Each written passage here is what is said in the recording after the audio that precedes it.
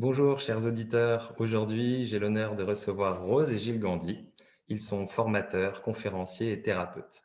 Ensemble, ils ont mis au point une nouvelle méthode de soins utilisant les échos-miroirs entre l'habitat et l'habitant, la médecine symbolique. Ils ont publié ensemble ou séparément de nombreux ouvrages, dont Les 9 plaies de l'âme, en sous-titre L'énéagramme de la souffrance à l'abondance. Bonjour Rose et Gilles. Eh bien, bonjour Jérémy et bonjour à tous. Bonjour. Je vous ai bien présenté, c'est bon? Ça ressemble à ce que vous Oui. proposez? Oui? Parfait. Alors, la question que je pose régulièrement aux auditeurs, que j'interviewe, c'est: comment avez-vous rencontré l'énéagramme? Ah, ça, c'est un peu l'histoire de notre couple aussi, parce que moi, j'étais enseignant de communication dans des classes de BTS et en psychosociaux, et donc je connaissais pas mal d'outils de développement personnel dans la PNL, l'analyse transactionnelle, tous ces trucs. Et quand on m'avait parlé de l'énéagramme, je me suis dit, tiens, c'est encore un truc pour mettre les gens dans des cases. Et du coup, j'avais refusé avec obstination d'aller voir ce que c'était. Eh bien, pour moi, j'ai suivi Gilles quand l'occasion s'est présentée de faire un stage justement et de découvrir ce qu'était l'énéagramme. Moi, je n'avais jamais fait aucun stage en développement personnel. Et Oui, donc, ce stage, c'était un vrai choc pour moi oui, parce que c'était même un choc salutaire, mais douloureux, qui m'a permis de me voir alors que j'étais dans un fonctionnement plutôt accusateur de l'extérieur que je ne comprenais pas et qui me bloquait, qui me perturbait. J'avais quand même fait 2 divorces et mhm, donc là, ça faisait quand même beaucoup. Je commençais à me poser des questions et là, le fait d'entrer dans l'énéagramme et dans ma construction personnelle, vraiment, c'était un vrai déchirement. C'est comme si j'étais sortie d'un monde pour me voir d'un autre œil au-dessus. Et là, c'était le début d'un vrai changement dans ma vie. Oui. Mm. Et oui, en fait, pour la petite histoire, on s'est rencontrés et il y a eu des synchronicités, comme on appelle, qui sont revenues avec l'énéagramme.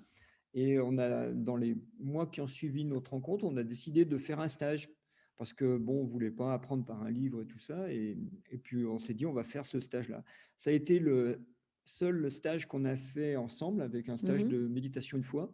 Et après, on pratiquait beaucoup les approches de lieux sacrés. Et puis après, on a découvert la médecine symbolique, ça nous a embarqué dans une autre vie. Mais l'énéagramme, c'est resté la pierre de fondation de la compréhension de nos fonctionnements, parce qu'on s'est vraiment vu avec toutes nos erreurs, nos parents, nos enfants, nos ex-compagnons, compagnes, enfin, on a vu tout notre cinéma, quoi, en fait, oui. et notre Ah pièce de oui, théâtre. c'est vraiment quelque chose de fulgurant et c'est vraiment un outil extraordinaire pour comprendre les autres qu'on ne comprend pas avant, soi-même, et pour pouvoir sortir d'un fonctionnement qui tourne en boucle Mm. et qui est un peu infernal et qui amène toujours à une séparation et des disputes, alors que quand on a cette clé-là, vraiment, on sort de ça avec une lucidité, vraiment. Oui. Alors c'est intéressant Justement. parce que j'entends que vous avez eu les deux réactions un peu que peuvent avoir les humains face à l'énéagramme. Soit ils le rejettent en disant que c'est enfermant, ou alors ils tournent autour, ils mettent du temps à trouver leur profil, comme si l'inconscient avait du mal à lâcher. Et toi, Rose, ça a été fulgurant. Et j'ai l'impression qu'il y a un peu souvent ces deux cas de figure avec l'énéagramme. Est-ce que vous sauriez pourquoi? Est-ce que vous avez le cas dans vos formations? Est-ce que vous pouvez l'observer, ça? Bah, Oui, oui, oui. c'est la réaction normale de l'ego. Oui. Tu vois, l'ego, il n'aime pas être mis à poil, hein, il n'aime pas être vu. Et il y a une honte culpabilité de se voir dans sa pathologie, dans sa compulsion. Et on préfère ne pas voir à ce moment-là, donc dire oh non, mais moi, ça ne m'intéresse pas. Oui. Et puis après, il y a la deuxième étape, c'est quand on se voit vraiment, on voit que ça devient un outil. Par exemple, moi j'ai aussi 2 divorces et Rose 2 divorces, donc ça faisait, quand on s'est mis ensemble et qu'on s'est remariés, ça fait 20 ans qu'on est ensemble et que ça marche. Mais du coup, ça marche pourquoi? Parce que nos couples, on les a construits en se connaissant profondément soi, puis surtout en arrêtant d'appuyer sur le bouton où ça fait mal chez l'autre. Et Oui. ça, c'est grâce à l'énéagramme, Ouais, sinon on n'aurait pas ouais. pu. C'est vraiment une prise de conscience d'un fonctionnement qui nous voile, qui voile notre être, ce qu'on est en réalité, notre aspiration profonde d'être en lien et en paix. Et ce fonctionnement d'énéatype qui est obligatoire. C'est quand même une construction obligatoire dans la vie. On doit passer par ça pour s'intégrer dans une vie et puis correspondre avec les autres dans ce monde-là. Et bien, quand on en sort, en fait, on sort d'un voile et là, on peut être en lien et c'est un vrai outil d'évolution et une richesse incroyable, en fait. Ouais. Et tu vois, par rapport à ta question là, sur l'inconscient Oui. En fait, il y a deux obstacles pour se voir. Il y a l'inconscient, c'est-à-dire quand la personne n'est pas assez consciente, elle ne peut pas se voir réellement. Donc, l'énéagramme pour les jeunes, c'est un peu délicat. Pour les ados, c'est un peu Mm. délicat parce qu'il n'y a souvent pas assez de recul. Oui. Ils sont encore trop identifiés à leur ego, en fait. Ils ont besoin d'être identifiés à ça pour se construire. Alors ça, on peut dire, si on parle un peu taoïsme, jusqu'à 42 ans, les constructions se densifient, l'ego se densifie, puis après 42 ans, la crise de la quarantaine, qu'on se libère, et là après, il y a un deuxième obstacle, c'est que là, on a honte, et la culpabilité, honte, on ne veut pas se voir. On dit non, c'est pas possible que j'ai été aussi bête. Alors que là, il faudrait aider les personnes en leur disant, oui, oui, tout ce que tu as vécu, tu as peut-être momentanément honte, mais regarde, dis oui, tu as vécu ça et c'est un potentiel, une expérience qui va t'enrichir. Il n'y a jamais d'erreur dans la vie, c'est juste là pour nous apprendre. Alors, ça doit Donc, Donc, quand on enseigne l'énéagramme, nous on fait attention à l'âge à l'âge des personnes parce que effectivement, suivant l'âge à laquelle elles sont, ben, on n'enseigne pas de la même manière. ouais, wow, c'est chouette. c'est un accompagnement. Oui, bien sûr, c'est important. Et, l'inconscient et les âmes des personnes. Donc, vous dites, vous avez rencontré le symbole de Oui, l'énéagramme, ensuite vous êtes tombé sur la médecine symbolique ou c'est vous qui l'avez créé? C'est nous qui l'avons créé, c'est un peu notre bébé, notre découverte, Ok. les effets miroirs dans l'habitat. voilà, on n'était pas du tout conscient de ça puisque c'est du nouveau, c'est quelque chose de nouveau, donc on ne peut pas l'avoir dans la tête, dans le mental. Quand c'est une découverte, ça arrive. On était mal dans notre vie de couple au bout de 6 mois d'installation dans notre lieu de vie. Et donc, on a pris les baguettes comme pour aller à la rencontre d'un lieu sacré, donc en partant de l'extérieur. Et en fait, ce jour-là, ça nous a donné beaucoup de clés, de messages, et qui nous montraient que l'habitat était le miroir de notre corps et que en entrant dans notre maison, on entrait dans le corps et on avait toutes les problématiques mémorisées là ou symboliques là et on pouvait les décrypter et même en même temps trouver la solution. Donc, ça nous a changé la vie et à partir de là, on a suivi ce que la vie nous enseignait et on a écrit 10, 11, 12 livres sur ces découvertes et tous ces soins. Mais c'est là qu'on utilise l'énéagramme parce qu'effectivement, l'habitant, dans ses projections sur son habitat, dans ses projections inconscientes, il va y avoir sa persona, sa personnalité. Et en fait, cette personnalité, ben, si l'intervenant ne connaît pas l'énéagramme, il risque de passer à côté des messages, alors que quand on connaît l'énéagramme, on va aller droit au but parce qu'on a une capacité à analyser le symbole qui est beaucoup plus fine que si on ne connaissait pas l'énéagramme. Oui, oui, on a beaucoup d'exemples. La vie nous montre la problématique de l'énéatype de la personne. Et si on a les mots pour l'accompagner, la personne peut prendre de la hauteur ou de la conscience et pour dire, ah oui, c'est toute ma vie, j'étais comme ça. Par exemple, une fois, on va harmoniser chez une femme, les baguettes hésitent entre aller dans le salon, revenir dans la cuisine, aller dans le salon, revenir dans la cuisine. Et il y avait la même hésitation au niveau de la place autour de la table. C'est comme si la personne n'avait jamais trouvé sa place dans la vie, donc dans sa famille, mais dans la vie. Et ça, c'est typique des énéatypes 4 qui n'ont pas de place, qui se demandent ce qu'ils font là. On dit caliméro un petit peu, mais qu'est-ce que je fais dans ce monde-là? Ouais. Waouh! Donc, on pourrait dire que l'énéagramme est le miroir de notre âme, quelque part, de notre personnalité, comme notre Oui, maison. oui, oui. Ouais. Oui. Ouais. Et elle s'imprime partout. Elle s'imprime partout. En fait, dans nos extensions symboliques, c'est-à-dire dès qu'on dit ma voiture, mon chien, ma maison, bon, ben, ça devient une extension de nous, de notre conscient, mais aussi de notre inconscient. Et l'énéagramme en fait partie, bien sûr. On pourrait dire que l'énéatype, c'est ce qu'on vit au niveau de notre ego qui est différent. Moi, je suis d'énéatype 6, différent de la construction de Gilles qui est 9. Oui. Ce qu'on vit, hein, on pourrait dire que c'est notre ego, mais donc c'est notre face sombre, noire, où on subit, où on subit la vie, on est inconscient, on pourrait dire, mais on est dans une recherche égotique ou personnelle. On est obligé de passer par là.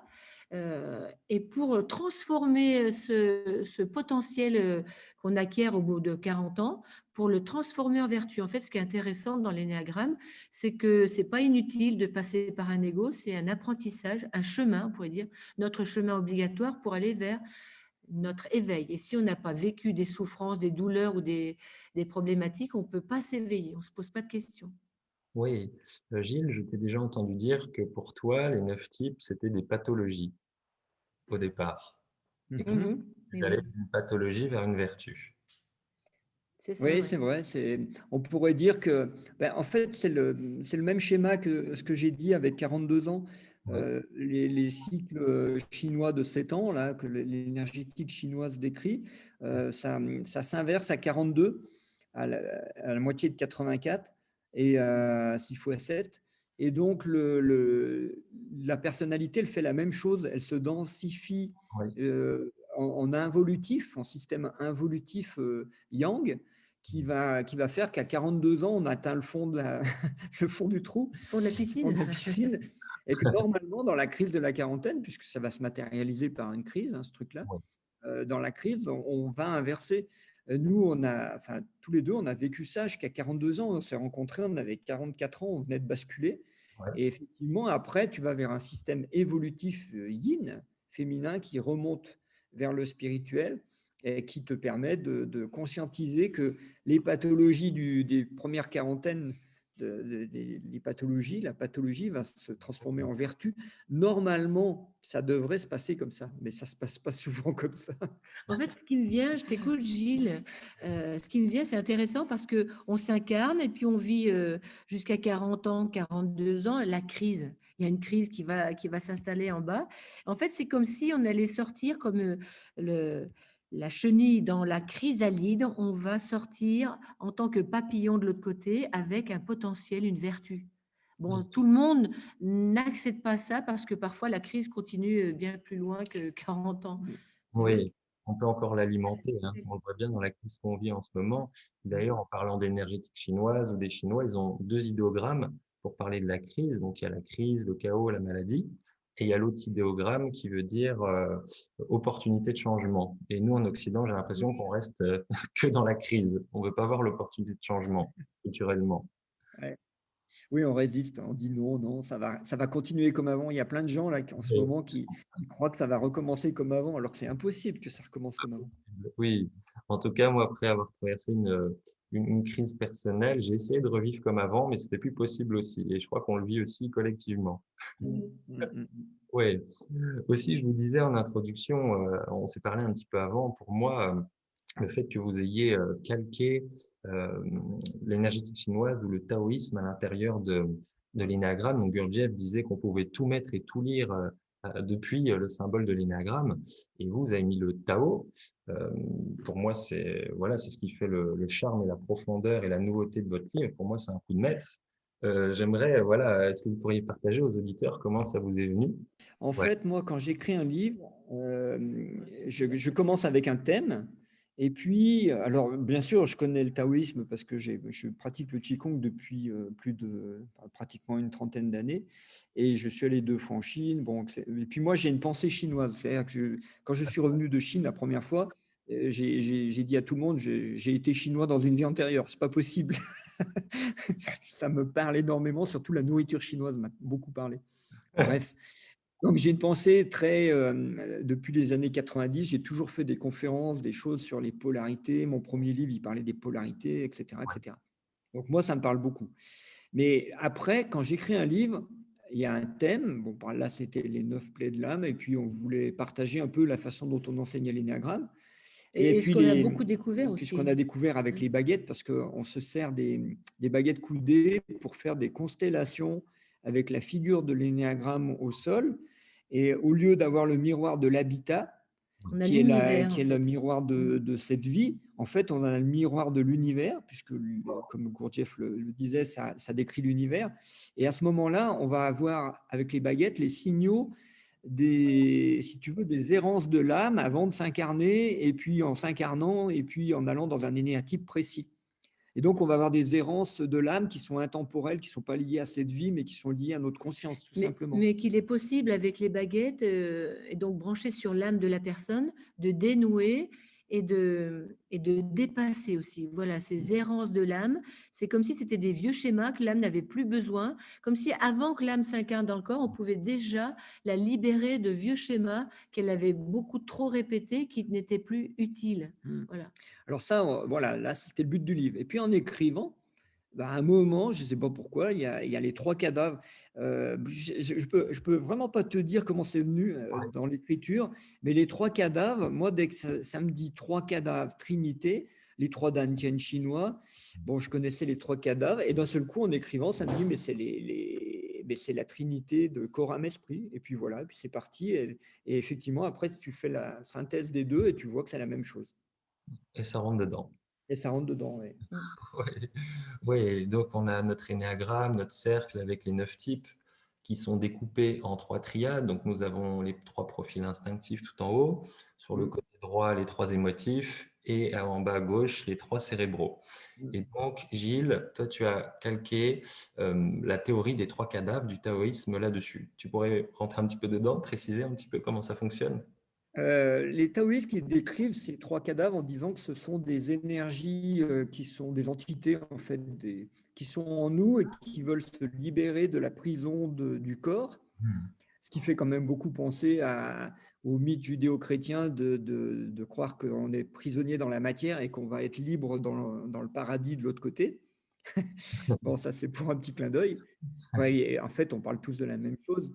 Parce que le yin, c'est contraignant, c'est une densification de la conscience dans un corps, et du coup, c'est un peu perçu comme une prison. Et puis, le yang, c'est une dilatation. Par exemple, la nuit, quand on rêve, on n'est plus dans le corps et il n'y a pas de contrainte, donc c'est quand même bien le rêve. Et après, ils décrivent cette vision-là, ils la décrivent en trois symboles qui s'appellent le cadavre sanglant, c'est l'instinctivo-moteur, vraiment, c'est les pulsions sexuelles et la violence. Après, il y a l'aspect émotionnel, c'est ce qu'on appelle la demoiselle blanche chez eux. Et pour eux, la demoiselle blanche, c'est une énergie qui se part des plus beaux atours, des plus beaux attraits, mais qui t'entourloupe en fait. Et puis, qui te détourne de ton chemin d'âme en fait. Et et le vieux bleu qui, lui, est dans la tête, dans le mental. Alors, c'est mystérieux, le vieux bleu, parce que les textes ne décrivent pas trop ça, parce que les textes taoïstes, ils ont 1500 ans. Par contre, les textes taoïstes disaient qu'effectivement, le cadavre sanglant allait faire des problèmes dans le ventre. La demoiselle blanche allait faire des problèmes cardiaques et respiratoires dans le thorax. Et le vieux bleu allait faire des problématiques au niveau du cerveau et de la tête. Et actuellement, dans notre société, Ah bah, ouais. Les maladies sont résumées dans ce que vient de dire Gilles. Ouais. Alzheimer, Parkinson, sclérose, Problématiques cardiaques, fibromyalgie, enfin, on n'est que dans et puis problématiques mentales, bipolarité, etc. les problématiques sexuelles en bas.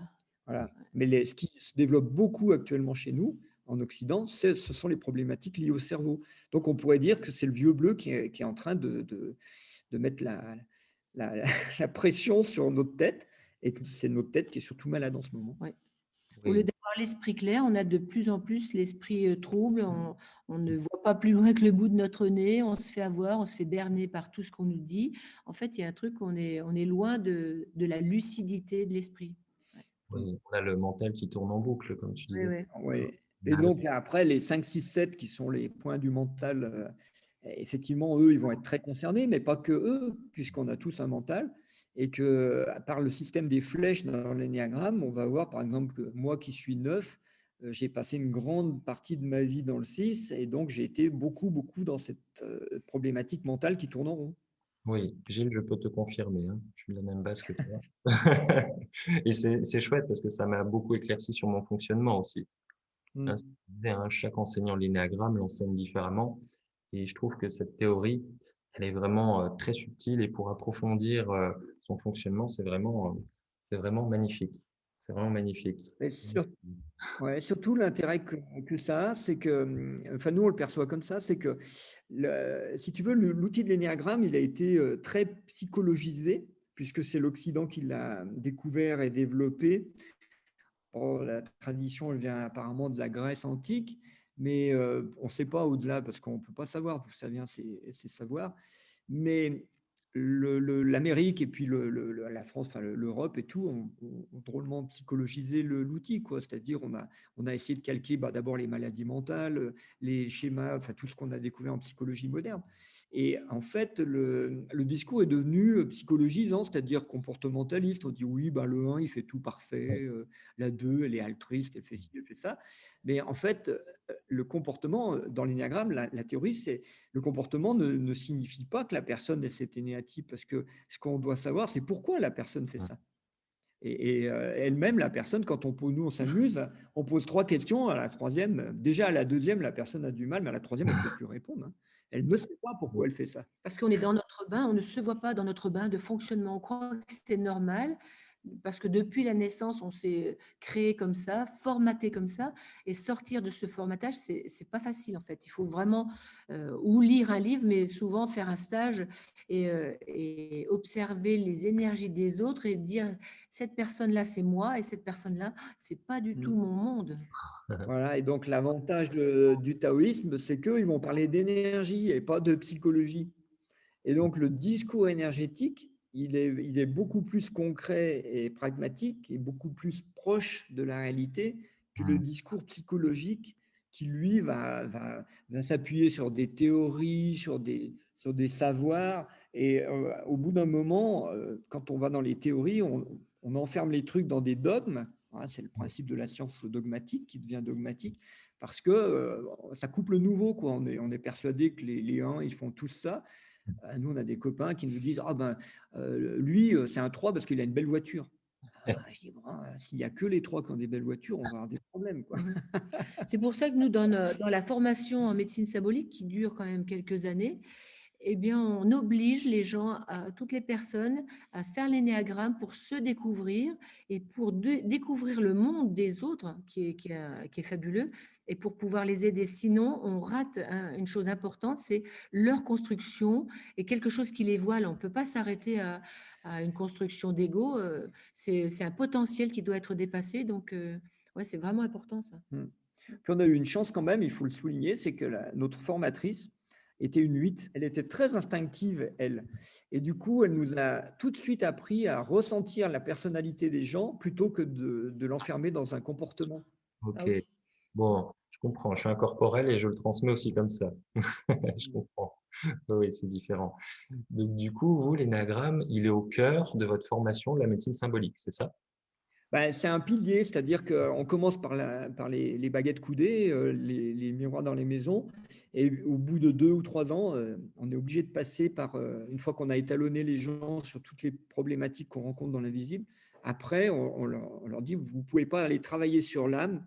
Si tu veux, d'abord, on travaille sur le corps, sur le physique, on travaille un peu sur l'émotionnel, et puis à un moment, tu veux travailler sur l'âme, tu es obligé de connaître l'énéagramme parce que tu ne peux pas connaître ton chemin d'âme Oui. comme ça, en disant, tiens, ce matin, je me suis réveillé, ça y est, je suis en contact avec mon âme. Voilà. Et puis l'âme, c'est aussi tout ce qu'il y a derrière en tant que karma. Pourquoi on est là? Qu'est-ce qu'on fait là? Pourquoi on vit des épreuves, des souffrances? Et quel est le but? Où on est victime? Où on met du sens? Et l'énéagramme et puis tout ce qu'on a découvert permet de mettre du sens et de sortir de cette victimite et de ces souffrances en fait à tous les niveaux, hein.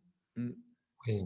Donc, quand vous faites les constellations avec l'énagramme, vous percevez déjà il y a une difficulté, un refus de l'incarnation, d'aller sur le cercle déjà à la base. Ça arrive souvent, c'est de temps en temps, c'est comment?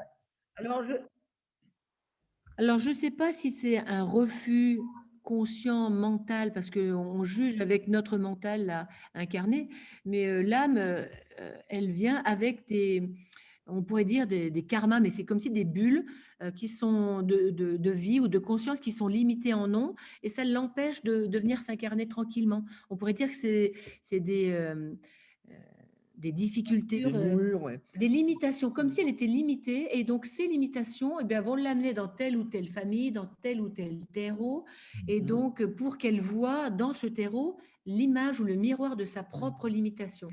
Si tu prends la définition du karma de la manière judéo-chrétienne ou indienne, en disant bah, le karma, c'est dans une vie antérieure, tu as mal fait, puis donc tu viens réparer ou tu es puni, enfin bref, toutes ces visions du karma.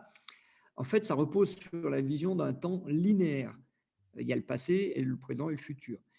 Euh, Par contre, ça ne repose pas sur une réalité énergétique, parce que la physique quantique nous a montré que le temps, il n'est pas comme ça, et qu'il peut y avoir plusieurs temps. Alors, si tu prends une vision énergétique du karma, l'âme, quand elle vient s'incarner, elle veut développer une conscience nouvelle.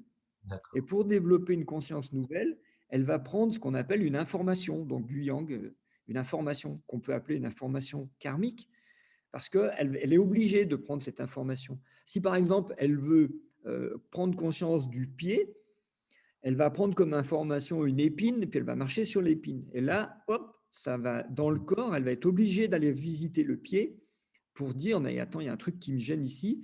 Alors, est-ce que l'épine, c'est une punition? Est-ce que c'est une réparation ou est-ce que c'est juste nécessaire pour prendre conscience du pied? Et tu vois, à ce moment-là, tu arrives à une notion que le karma, il est quelque chose de nécessaire pour l'âme pour inverser une polarité, quoi, tout simplement. Hein. L'épine devient le maître qui nous enseigne. C'est ça. Et on dit souvent, par exemple, si une âme, elle va naître dans le désert, elle va rechercher de l'eau, bien évidemment, et donc son karma va devenir une recherche, une soif de trouver de l'eau. Et quand elle va trouver de l'eau, elle va être tellement contente, elle va tellement apprécier cette substance elle va en faire quelque chose de sacré, tu vois. Parce que c'est vital. On n'en fait pas mentalement quelque chose de sacré parce que on le vit comme indispensable à la vie. Donc après, si tu ramènes ça aux pathologies de l'énéagramme, ben, par exemple, le 9, bon, il a une pathologie qui s'appelle la paresse, il se laisse faire, il ne s'occupe pas de lui, etc. Ben oui, mais le jour où il va inverser ce truc-là, il va faire tout le contraire. Et c'est Oui, ça qui est intéressant. oui. On pourrait faire le tour. Je sais que les auditeurs aiment bien en général. On pourrait faire le tour de l'énéagramme, puis en appuyant un petit peu sur les trois cadavres en même temps. Vous seriez d'accord? Oh, on peut, oui. Ouais. Je sais Mais que les trois cadavres, ça fait un peu peur, hein, parce que Oui, je c'est le pas fais marrant pas, comme c'est énergie, oui, oui, oui. mais on peut le faire, oui, oui. les personnes entendent un exemple, je sais que s'ils sont pas tous, ils disent moi et moi, ils ont envie de savoir. Alors oui, certes, c'est pas agréable. Je sais que quand je fais des conférences et que je sens que c'est un peu trop plombant dans la pièce, au bout d'un moment, je ralentis un petit peu, je mets un petit peu d'humour. En tant que neuf, c'est facile. Mais ouais, je vous propose qu'on parle un petit peu des polarités, qu'on donne des exemples de constellations pour des profils, voilà. Mhm. On fait le tour, c'est parti. Ah, On a commencé par oui, nous. oui, on peut. De toute manière, c'est très simple. Moi, j'aime bien donner les clés, puis après, les gens, ils vont faire leur chemin. C'est par exemple, si tu prends les instinctifs, Oui. le cadavre sanglant, c'est donc une énergie pulsionnelle, instinctivo-moteur, et c'est le bassin, c'est le bassin, donc la zone sexuelle, et la zone des reins, donc la survie en énergétique. Oh. Et donc le 8, lui qui est un point yang, il va exprimer ça dehors, c'est-à-dire il va exprimer beaucoup une forme de dureté, de violence de verbale, physique. C'est quelqu'un qui va exprimer de l'instinctivo-moteur vers l'extérieur. Par contre, le 1, qui est un point yin, lui, il va faire le contraire. Il va essayer de mettre le couvercle sur la marmite puisqu'il va intérioriser ça, donc il va essayer de réprimer ses pulsions sexuelles et vitales. Le 8 va exploser l'extérieur, comme les dictateurs. Le 1 va imploser à l'intérieur. Et Ouais. alors, bien sûr, quand on regarde ça au niveau énergétique, tu Mhm. vois bien, ça explique pourquoi les 8, souvent, ils vont finir sur des chaises roulantes ou avec la colonne fracturée. Enfin, ils vont se casser la structure parce qu'à force de De sortir comme ça, forcer. de Ouais. forcer, ils vont se faire Mhm. mal. Et les 1, ils vont finir avec des tocs, avec des rigidités internes, parce qu'à force de mettre le couvercle sur les pulsions sexuelles et vitales, eh ben ça les bousille de l'intérieur, quoi. Et en fait, tu vois les maladies mentales qui se développent Et comme ça. les 9, Et les 9 au milieu, ben, l'inertie. ils sont au point zéro. Donc, eux, ils vont mettre un temps incroyable à se désanesthésier, puisque le cadavre sanglant, chez eux, il est anesthésié, il est pas là, il Oui, est endormi. c'est Donc, fou, il hein. n'est pas dynamique pour prendre sa place. Voilà. Mm. Oui, oui. Et c'est fou parce que si on mettait physiquement un 8, un 9 et un 1 à côté, on pourrait même le percevoir, ça, ce que vous venez de décrire. C'est ça, c'est-à-dire qu'on n'est on est plus dans une perception psychologisante avec qu'est-ce qu'ils font, qu'est-ce qu'ils disent, mais on est dans le ressenti est-ce que c'est quelque chose de vital qui sort? Est-ce que c'est quelque chose de vital qui est contenu ou est-ce que c'est quelque chose de vital qui est complètement anesthésié? Mais ça va pas suffire, on est bien d'accord, hein, parce que pour discerner un 9 d'un 6 d'un 3, des fois, on s'amuse, hein. On va parler du triangle, pas de problème. On va- Bon, moi, je suis sur le triangle, ma femme y est. Je crois que vous y êtes tous les deux aussi. Donc, je Oui. pense que c'est un territoire qu'on connaît. Bah, enfin, c'est difficile dans une émission de radio d'aller très très loin dans ce domaine, mais c'est juste donner des pistes, tu vois. Alors Oui, après, si on passe sur la demoiselle blanche, c'est une énergie qui est très émotionnelle et qui se part du bien. C'est-à-dire, par exemple, en ce moment, la demoiselle blanche, c'est celle qui nous dit faites-vous vacciner, si c'est pas pour vous, C'est citoyen, oui, faites-le pour sauvez les protéger, autres, faites-le pour protéger les autres, respecter les autres. sacrifiez-vous Bon, pour voilà. les autres. ouais. Et sinon, vous êtes coupable. Voilà, c'est ça. Sinon, vous êtes coupable. Et On moi, n'a je suis innocente parce que moi, je suis la demoiselle blanche. Moi, je suis innocente. Voilà. Oui, et Et, toutes les personnes qui mettent en avant sur Facebook qu'elles se sont faites vacciner, le message, c'est regardez, je ne suis plus coupable, quelque Oui, part. moi, je suis innocente. Oui, C'est ce qu'on appelle vendre son âme au diable. J'ai fait une vidéo hier, là. Ça s'appelle oui, vendre son âme au diable. Voilà. oui. Et parce qu'on va s'oublier pour, soi-disant, aider les autres. Bon. Et donc, on va le retrouver très fort dans le point 2 parce que la personne qui est 2, la femme qui est 2, elle est vraiment au service des autres. Elle s'oublie, elle, pour se rendre service aux autres. donc, elle oublie son âme et ce qu'elle est venue faire, son programme personnel. Mm. Donc ça va être le point yang. Dans le point yin du 4, on va avoir le contraire. C'est qu'au lieu d'être une demoiselle blanche, ça va devenir une demoiselle noire. Et le 4 va être quelqu'un qui va se noircir et avoir une mauvaise image de lui. Oui. Et c'est la demoiselle blanche qui lui fait ça en lui disant, ben, c'est Tu toi vaux qui... rien, t'as pas ta place, Ouais, c'est à ça. quoi bon? Autant le 2, ça va être quelqu'un qui va se croire innocent, autant le 4, c'est quelqu'un qui se croit coupable. C'est le point de la honte, quoi. Ouais, c'est fou parce que souvent les quatre s'habillent en noir en plus. Oui, ben, la Le mode des dark, gothiques, là, tout ça, dark. ouais, bien sûr. Les Et le deux. point 3, ben, comme beaucoup de 3 qui sont congelés, on les appelle congelés, mais en fait, ils n'ont pas d'âme. On regarde notre président actuel, on a l'impression qu'il n'y a pas d'âme, quoi. C'est une machine. Et Ouais. l'âme, elle est endormie. La demoiselle Il y a, blanche, elle est ouais. complètement endormie. Il n'y a pas de culpabilité. Il n'y a Il pas y a pas de de. sentiment, il y a Ouais. une froideur qui fait qu'on peut imposer quoi que ce soit aux gens sans, on a l'impression, sans sentiment. Oui. Mm. Oui. Et il Mm. s'est pris une baffe il n'y a pas longtemps, c'était peut-être pour le réveiller, pour le décongeler, je sais pas, symboliquement. Ouais, ben, ouais. Il y a 2 ans, quand il voulait faire son discours pour clore l'épisode des Gilets jaunes, il y a la La cathédrale de cathédrale qui a Paris qui a brûlé, hein. brûlé, hein. Ouais. Donc il y a des C'est synchronicités. des Oh, trucs. vous Là, voyez, on parle un peu quand partout, partout, partout. Ouais. Ouais, Ouais, il faut regarder ça, ouais, c'est c'est intéressant. intéressant, oui. Et le puis vieux donc le bleu. vieux bleu, lui, pour les 5, 6, 7, le vieux bleu, alors après, il faut qu'on se mette d'accord sur les polarités. Qu'est-ce qu'on entend par polarité? Parce que tu en as, ils vont te dire que le point 5, c'est le point yang. Et puis nous, quand on dit yang, on parle du mouvement de l'énergie. Oui. Le mouvement de l'énergie, les gens qui sont yang sont des gens extravertis. D'accord? C'est la définition de Jung, anima animus. Et les gens qui sont introvertis, c'est des gens qui sont yin. Donc, quand tu regardes les 7 et les 5, tu vois bien que les 7 sont extravertis, donc ils sont yang. Et Oui. que les 5, par contre, sont pratiquement tous introvertis, ils sont yin, ils sont muets, ils sont observateurs. Et donc, le point yin, ça va être. Alors, si tu prends le vieux bleu, dont le job est de détruire le cerveau, ça va loin, hein, parce que tu vas voir que les 7, ils ont une capacité à rentrer dans le cerveau des autres pour y mettre leurs idées. Hein, c'est des conteurs, c'est des hypnotiseurs, des charlatans, on les appelle souvent. Et donc, ils ont une capacité à aller mettre des idées dans la tête des autres. À convaincre, à convertir. Et donc, le vieux bleu, là, il va se prendre pour Dieu. Enfin, moi, je suis intelligent, les autres sont des cons. En gros, c'est ça le schéma des 7. Alors, c'est difficile, hein, quand tu parles énergétique, les gens, ils n'aiment pas parce que ça les Oui. prend un bon poil. L'ego est pas content. Mais, mais je veux dire, il n'y en a aucun, hein. Quand tu dis un 8, c'est un dictateur, il a la capacité d'être un mafieux dictateur sanguinaire. Ils n'aiment pas les 8. Bon, Mais il n'y a personne qui aime le 9 quand tu lui dis qu'il a une capacité d'être un esclave. Il n'aime pas. Voilà, bon, c'est comme ça. Mais nous, dans le livre, on n'y va pas avec le dos de la cuillère, on y va comme ça. On leur dit, bah, regardez, c'est une énergie, hein, c'est tout. Hein. Bien sûr. Et donc, les 5, eux, vont avoir par contre le truc intérieur au fond d'eux-mêmes, ils ont vraiment peur d'être des cons.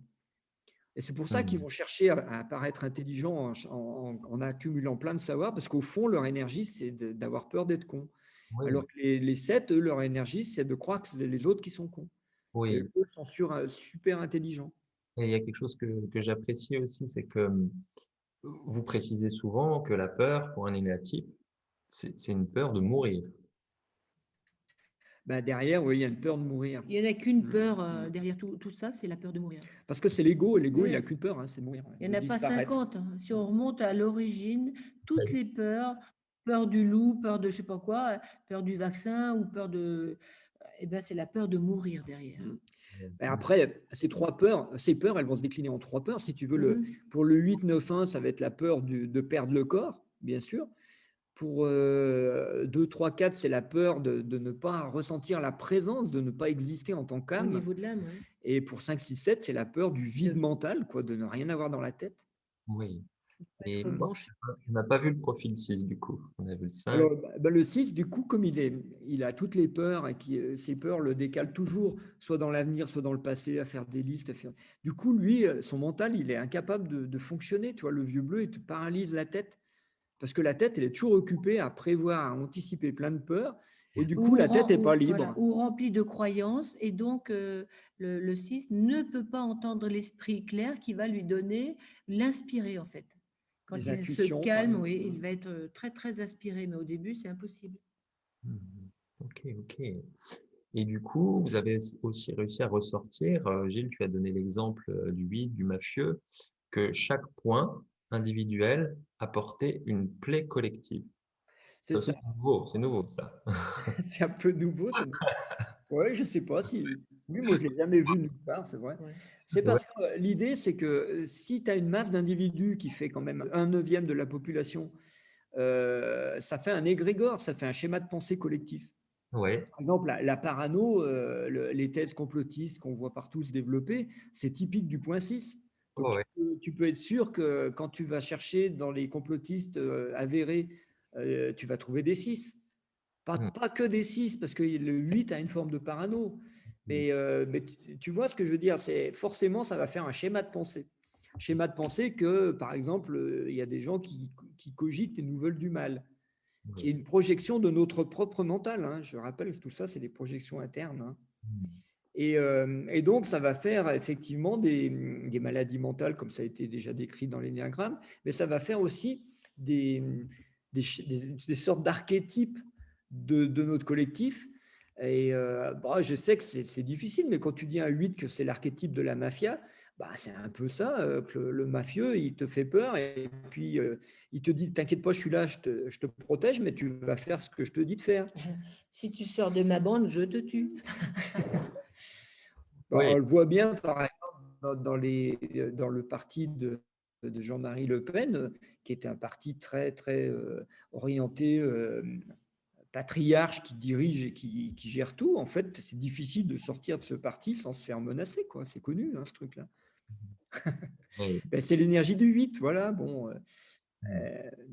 Alors après, tu dis le 9, c'est l'esclave, le 1, c'est l'intégrisme, le 2, c'est la prostitution. C'est dur à entendre, mais il faut regarder les énergies, Donc ça crée 9 grands égrégores quelque part. quelque part. Mais surtout, ce qui est intéressant, c'est de voir les égrégores qui prennent le pouvoir sur la planète. Moi, c'est ça qui nous intéresse, parce qu'actuellement, il y a des égrégores qui dirigent le monde. Et par exemple, l'égrégore des 4 qui cherche à tout prix à être original, quel que soit les trucs qu'on fait, ça atteint des limites, quoi. Je veux dire, on arrive à un truc. Je Au lisais. niveau des polarités, c'est fou. Ah ben ouais, je lisais dans le Canard enchaîné hier qu'il y avait des groupes qui s'étaient montés sur Paris où il n'y a que les femmes, les transgenres et les non-genres et les non-binaires qui peuvent aller, mais pas les hommes. Tu te dis, mais on va où là? C'est quoi ce truc? C'est le délire. C'est ça. Et tout ça avec le 5 qui est à côté, qui est une énergie de secte. Le 5, il va secter les choses. Et le monde scientifique, il est complètement secté. Quand tu entends dire qu'il ne faut pas donner de l'hydroxychloroquine aux gens parce qu'on n'a pas testé en double aveugle, on n'a pas fait des études de 6 mois pour vérifier, et que les gens ils sont en train de mourir dans ton service, tu fais quoi? Enfin, ça devient le délire, quoi. Il y a un truc, et on est malade. Hein. Et ben, ces égrégores dirigent le monde. Et du coup, le monde devient fou. Le monde devient fou. Ouais. Alors, quelle est la solution? C'est que chacun se réalise individuellement, qu'il faut qu'il y ait un certain nombre pour casser ces égrégores. Qu'est-ce que vous avez, vous avez une solution? Ah oui, c'est ce que tu es en train de faire, c'est de diffuser, et puis ce que nous on fait, c'est de diffuser des informations et de proposer des stages pour que les gens se voient, commencent par se voir eux, parce que c'est très très facile d'accuser l'extérieur, mais il faut se changer soi-même. Ouais, se changer soi-même, c'est la solution. C'est la seule solution, en fait. Ouais. Ouais. Et puis Alors, après, d'avoir un truc que nous on aime bien dire, c'est il faut que les gens soient sincères. Si tu veux, ouais. quand tu vas faire l'énéagramme, il faut être sincère. Il faut dire, OK, je suis prêt à me mettre à poil parce que sinon, si j'y vais avec l'envie de savoir sur les autres, mais pas de savoir sur moi, Ou de pas montrer, ou de pas dire, de pas échanger. Enfin, là, il y a un truc qui est… L'ego, c'est qu'il est encore trop fort.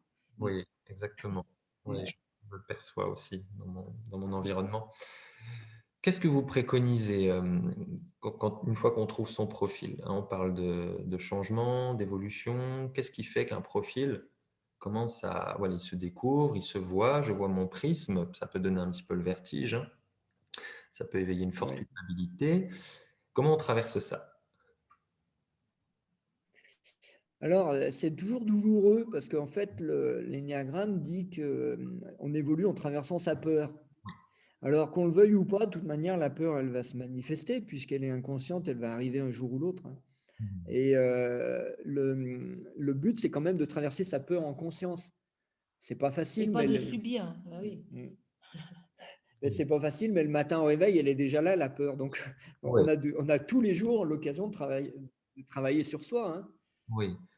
C'est vrai qu'en Et se levant c'est ça qui fait vraiment progresser. C'est vrai qu'en se levant le matin, on peut percevoir qu'on a notre motivation avec notre don dû à notre point, qui est la face d'une pièce, et de l'autre côté, il y a la peur. Et j'ai l'impression que toute la journée, on essaie d'utiliser ce don, cette motivation, mais qu'il y a la peur, et qui empêche de vivre pleinement notre motivation profonde. Bah oui. En fait, on a des occasions incroyables de traverser nos peurs. En ce moment, Oui, par tous les exemple, il y jours. a plein de peurs partout, puisque les médias nous mettent ça partout. Et puis, nous, on vit normalement, on est à la campagne, mais dès qu'on descend en ville, on perçoit ça, quoi. Et alors, comment traverser sa peur et puis être soi-même, alors que, bon, il y a partout, il y a ce truc-là. Eh Il y a une bien, ça, c'est un super exercice. Ouais, il y a une grosse En fait, inertie, ça hein. oblige à être présent en permanence.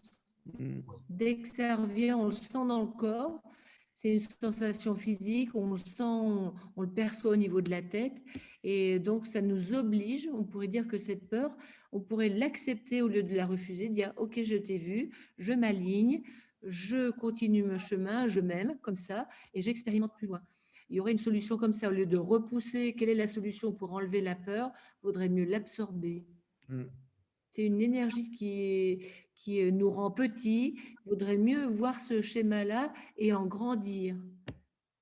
Oui, oui, connaître Uhum. la peur, c'est devenir responsable quelque part. Commencer à devenir responsable et ne plus projeter son prisme sur les Oui, autres, ce qu'on fait en permanence, en devenir fait. responsable, Oui. mais surtout traverser la peur, c'est jamais agréable. Non. C'est Oh, jamais agréable. oui, parce qu'il y Parce a que le c'est comme casser une coquille, hein. Le petit qui ouais, est dans sa coquille, la peur l'empêche de grandir. Et moi, je reviens toujours au niveau énergétique parce que c'est un peu ma passion avec les baguettes. ouais, Voir quels effets ça fait sur l'âme. Et bien, quand on a peur, l'âme, ça la ratatine, ça la rétrécit. oui, En fait, c'est exactement ce qui se passe quand l'âme s'incarne dans un corps, ça la rétrécit et on appelle ça peur. Mais c'est juste un phénomène où on doit devenir plus petit pour un jour grandir, pour retrouver une grandeur, mais au niveau de la conscience, pas au niveau du corps ou autre. Ça, c'est énergétique. donc c'est un phénomène de contraction.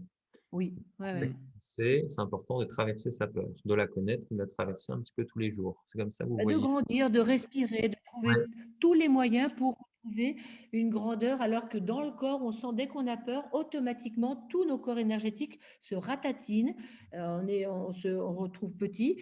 Il faut trouver tous les moyens en passant par le corps, en étant lucide, pour respirer à nouveau, dépasser ça. Et ça passe par le corps. Et on peut dire tout ce qu'on veut, je dois être responsable, ça c'est par la tête, ça change rien.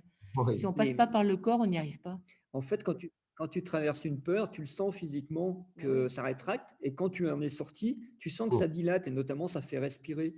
Par exemple, quand tu fais une méthode de soins comme la libération du stress émotionnel, les gens, ils ont tous, au bout de quelques secondes, le diaphragme qui lâche. Et avec une grande respiration qui vient, et ben voilà, la dilatation est revenue parce que la peur est traversée.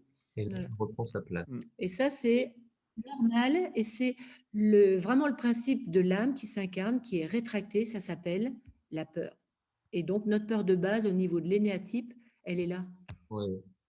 Vous, ça vous arrive en couple de voir la peur chez l'autre et d'accompagner, d'aider un petit peu l'autre, de lui montrer ou de, je sais pas. On la voit déjà chez soi, qui revient, et chez nous, elle revient, et puis on voit bien chez l'autre, ça l'oblige à revenir dans une compulsion, et puis on cède. Bah oui, En c'est fait, ça. il n'y a plus de jugement de valeur avant, on peut en rire, on dit, bon, là, j'ai vu ton petit truc, on cède comme ça. C'est moins vexant, il y a moins de honte, bon, d'accord, on voit c'est revenu, et alors, eh ben, ça nous oblige à nous recaler. Ouais, les problèmes de couple, si tu veux, c'est qu'on on se cale vibratoirement, on se cale l'un sur l'autre. Donc, s'il y en a un qui commence à aller mal, ça va entraîner l'autre à aller mal. Et il faut être très, très vigilant à ça. Par contre, s'il y en a un qui va bien, ça entraîne l'autre à aller bien. Et il faut être aussi très vigilant parce qu'en fait, c'est une sorte de jeu, comme si tu apprenais à surfer sur une vague, Voilà. tu vois. On est complémentaires et donc c'est sûr. Oui, donc ça demande de connaître sa peur, de sortir de cette susceptibilité et puis que chacun devienne responsable dans le couple et quitte à céder de temps en temps, ça peut être sympa aussi. Quand tu travailles en énergétique, la peur, tu n'as pas besoin de la nommer, tu la sens. Tu sens que chez toi, il y a un truc qui ne va pas ou chez l'autre, il y a un truc qui ne va pas. C'est un senti. Tu vois, en énergétique, on est dans le domaine du senti, on n'est plus dans le domaine de l'analyse Ouais, ou de l'intellectualisation des trucs. Tu vois, on passe directement dans le senti. ouais, En fait, ce qui est bien, c'est que quand on rencontre les personnes, certaines personnes sont plus ou moins agréables pour nous. On les perçoit comme celle-ci, je la sens moins, celle-ci, je la sens plus. En fait, au niveau énergétique, justement, on ressent ce blocage qui fait écho au nôtre, hein, toujours, hein, c'est toujours un écho. Ce blocage, c'est l'autre. Et donc là, il est important justement d'être très centré, très aligné pour ne pas activer, comme avant, activer une dispute, un problème, une différence. Là, il faut vraiment retrouver le corps et passer par les pieds. Nous, on dit la respiration, observer, tiens, la personne en face arrive avec son ego et il ne faut pas qu'il active le mien, il ne faut pas qu'il le réveille parce qu'il n'est pas loin. ouais, c'est chouette. Ça demande un certain niveau de conscience d'en arriver là, hein. C'est beau, hein. C'est beau. Ouais, ouais, je pense que c'est ce qui guérira notre civilisation, en tout cas, si chacun arrive à voir ça. Magnifique. Rose et Gilles, où est-ce qu'on peut vous trouver prochainement si jamais les auditeurs ont besoin de faire une formation, une conférence, je ne sais pas. Alors déjà, sur le site médecinesymbolique.com, Oui. on a pas mal de stages. On fait des stages sur les lieux sacrés. Là, on va mettre pas mal de stages énéagrammes en ligne Oui. pour l'automne. C'est pas tout à fait encore calé parce qu'on aimerait bien pouvoir proposer un cursus. Parce que nous, ce qu'on a fait jusqu'à maintenant, c'est vraiment pour nos élèves. Mais il y D'accord. a quand même pas mal de gens qui auraient envie de travailler avec nous, mais qui n'ont pas forcément envie de faire les baguettes, tu vois. Et à ce moment-là, on va proposer un Pas tout de cursus. suite. On va proposer une sorte de cursus où on va intégrer quand même un travail que les. Moi, j'ai entendu dire que les soufis, ils ne travaillaient pas l'énéagramme directement, qu'ils travaillaient d'abord les polarités. Ah ouais. Bah, tu vois, nous, on ramène les trois kabbas, tout de suite, on ramène les polarités, parce que si tu n'as pas les polarités, tu ne comprends rien. Et ce qui fait que là, on vient de sortir un livre juste. Et donc là, on commence à travailler sur les polarités, ce qui n'était pas facile avant, parce qu'il faut que les gens soient prêts aussi à aller voir ça. Et donc là, je pense qu'on est prêt. Ouais. Ça y est, à partir de maintenant. Ouais, c'est bon, c'est notre C'est un chemin. chemin, Hein, hein, ouais, oui. c'est un chemin. C'est un chemin. Ouais. Et au niveau niveau des formations, ben, c'est vrai qu'on a au moins 6 ou 7 lieux de stage en France où on forme les gens à bah, ce qu'on a découvert, la médecine symbolique, l'utilisation des baguettes coudées qui parlent avec l'invisible. Et d'abord pour soi, ça c'est évident qu'on le fait d'abord pour soi. Et quand on va bien, eh ben, on peut aider les autres. Et c'est dès le premier stage, tout de suite, on oblige les gens à aller vers les autres pour distribuer ce qu'ils reçoivent. Voilà, Mm. c'est un échange donner-recevoir. Ok. Et puis une autre source d'information qui est vraiment bien, c'est la chaîne YouTube. C'est vrai. On a une chaîne YouTube médecine symbolique où il y a 250 films. Ouais. On met J'allais souvent, j'allais dire que vous êtes actif. on met souvent plein de trucs là-dessus. Et puis nous, on est les créateurs aussi du Forum des médecines de l'âme. C'est vous qui avez créé, ok. Ouais, c'est nous qui avons créé ça. Donc ça fait déjà 3 éditions sur Chambéry. Et puis on pense que ça va peut-être se délocaliser. Et puis on prépare la quatrième de l'année prochaine. Hmm. Là, c'est pareil, sur la chaîne, il y a plein de conférenciers, il y a plein de trucs. Et puis, c'est un événement assez incroyable où il y a pendant 3 jours, tout est gratuit, il y a plein d'ateliers, il y a plein de choses. Il y a Ça a plein d'échanges. une Ouais. ambiance particulière. Mhm. Oui. Voilà. Donc, cette année, le thème qui avait été décidé un an auparavant, c'était la liberté. Donc, c'est tombé pile. Comme si la vie nous inspirait. Et l'année prochaine, le thème sera l'amour, avec un grand A. Ah, ah. Wow. Voilà.